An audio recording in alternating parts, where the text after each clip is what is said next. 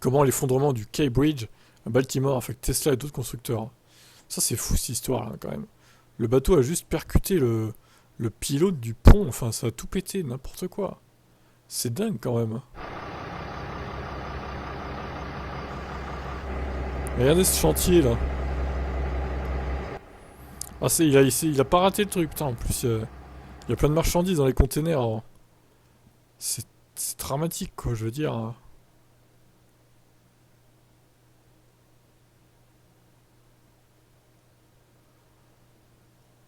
C'est fou quand même.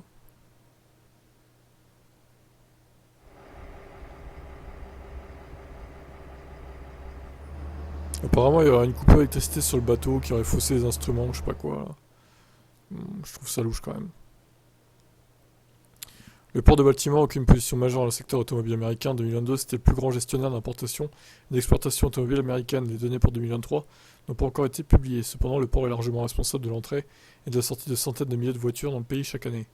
Les problèmes potentiels de cet effondrement pourrait causer sont très variés. Tesla n'est pas différent de tout autre constructeur automobile dans ce cas et il ressentira les effets de l'effondrement du Key Bridge. Le sénateur du Maryland a déclaré que le port prospère de Baltimore sera touché jusqu'à ce que les débris du pont soient dégagés de la rivière et que les navires ne pourront pas entrer dans le port d'ici là. Des sources à l'intérieur du port ont également déclaré à Teslarati que le port pourrait être fermé jusqu'à 3 mois. Ça signifie que tout véhicule expédié d'Europe vers les États-Unis devra entrer par d'autres ports, notamment Miami, Savannah, Newark. Le port de Baltimore a été traité comme a traité la majorité des voitures et camions légers selon Bloomberg. Le transfert des marchandises vers des ports alternatifs est actuellement la principale stratégie. Heureusement pour Tesla, elle n'a pas seulement lancé la livraison d'un nouveau véhicule en Europe, puisque Gigafactory Shanghai construit un modèle 3 et peut exporter des unités comme elle le fait depuis des années. Tesla pourrait également expédier des véhicules de la côte ouest vers la Chine, puis faire expédier des unités en Europe depuis la Chine. Des sources ont émis l'hypothèse que le port pourrait transférer les livraisons d'automobiles vers le port de Philadelphie ou de Wilmington. Voilà, voilà. Bon, bah, en tout cas, il a foutu la merde, ce mec, aux commandes de son bateau container, là. Waouh là là. Incroyable, cette histoire.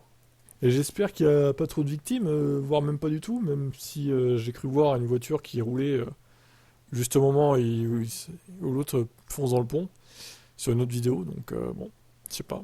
J'espère que ça va se résoudre, tout ça, qu'il n'y aura pas de victimes, ou très peu en tout cas. Le moins possible. Bon, qu'est-ce que vous en pensez?